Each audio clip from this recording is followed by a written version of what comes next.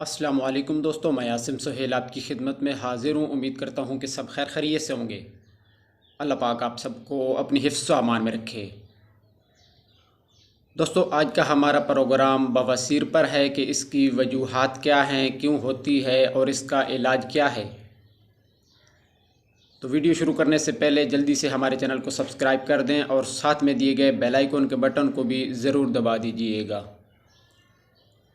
दोस्तों, कब्ज़ की वजह से बहुत से लोगों का पेट साफ़ नहीं होता और इसकी वजह से आंतों की नक़्ल व हरकत के दौरान तनाव बढ़ जाता है,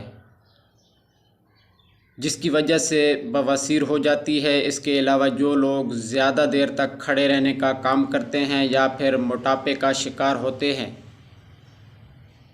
उनमें इस बीमारी के मसाइल के इम्कानात ज़्यादा होते हैं। अगर इसकी इलामात की बात करें तो रफ़े हाजत के दौरान शदीद दर्द का एहसास होता है। इसके अलावा मकद के इर्द गिर्द सूजन हो जाती है और पाखाना करने की ज़्यादा ख्वाहिश होती है। मकद के इर्द गिर्द सख्त गुठली की तरह एहसास और दर्द होता है। ये बीमारी किसी को भी हो सकती है, लेकिन अगर आपके ख़ानदान में किसी को ये बीमारी है तो फिर इसके इम्कानात और ज़्यादा बढ़ जाते हैं।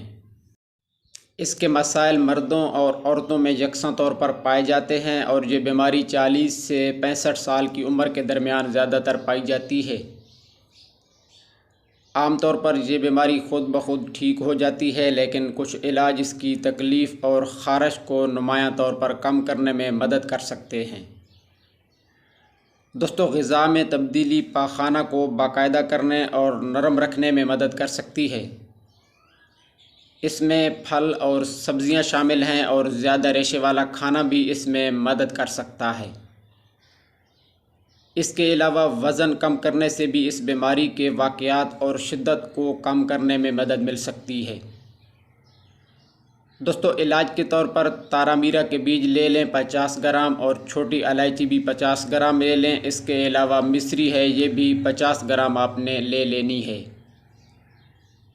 इन तमाम अज्ज़ा को साफ़ करके किसी साफ़ बर्तन में अच्छी तरह बारीक पीस कर सफ़ूफ़ बना लेना है और इस सफ़ूफ़ का रोज़ाना 1 चम्मच निहार मुँह पानी के साथ लेना है।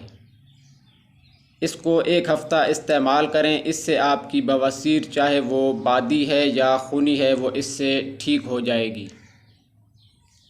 तो दोस्तों, ये थी आज की वीडियो। उम्मीद है कि आपको पसंद आई होगी। दुआओं में याद रखिएगा। जज़ाकल्लाहु खैरा।